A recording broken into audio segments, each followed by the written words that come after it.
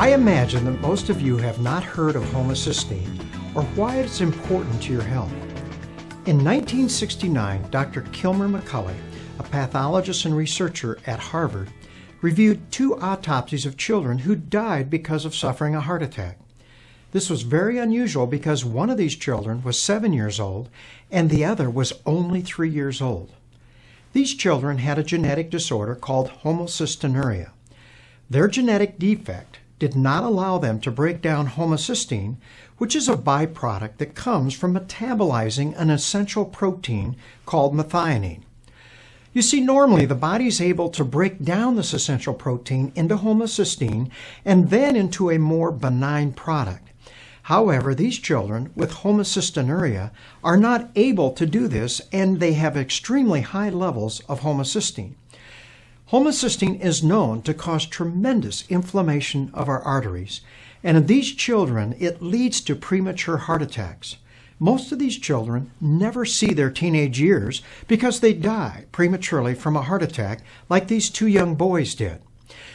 Now this led Dr. McCulley to postulate that normal people like you and I, who just had modestly elevated levels of homocysteine, except in this case it would be over a lifetime, could possibly be a major cause of heart disease and strokes in our society. Dr. McCulley's research was initially met with great enthusiasm.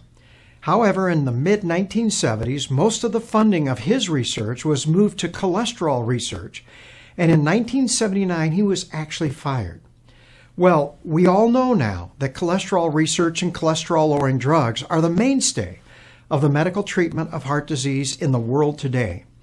However, most of us are not aware of the fact that research done in the late 1980s and early 1990s has shown that nearly 15% of every heart attack and stroke in the world today is the result of elevated homocysteine in your bloodstream. Dr. McCulley was right after all.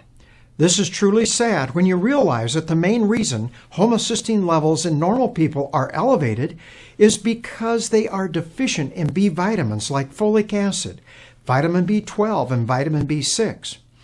Additional medical research has shown us that by simply taking folic acid, vitamin B12, and vitamin B6 in supplementation at these optimal levels, you can reduce these homocysteine levels to a very safe range, nearly 60 to 70% of the time. Therefore, for pennies a day, we can significantly reduce one of the major causes of heart disease and stroke in the world today. So why haven't you heard much about homocysteine from your doctor? I would imagine that your doctor has checked your cholesterol level. However, has he or she checked your homocysteine level? Do you know your homocysteine level? I have shared in earlier medical minutes that heart disease is not a disease of too much cholesterol in your bloodstream, but instead is the result of low-grade inflammation in your arteries. Well, one of the greatest causes of inflammation in your arteries is elevated homocysteine levels in your bloodstream. However, there just isn't much money in recommending B vitamins. There are no pharmaceutical companies taking out full-page ads in the USA Today warning you of the dangers of high homocysteine levels. Dr. McCulley feels that this is the main reason that Harvard did not want to support his research. There have now been over 50 other clinical trials that have shown that those individuals who have these elevated homocysteine levels are not only at higher risk of developing cardiovascular disease, but also Alzheimer's, dementia, cancer, and a host of other chronic degenerative diseases. So my personal feeling is that the lower your homocysteine level is, the better.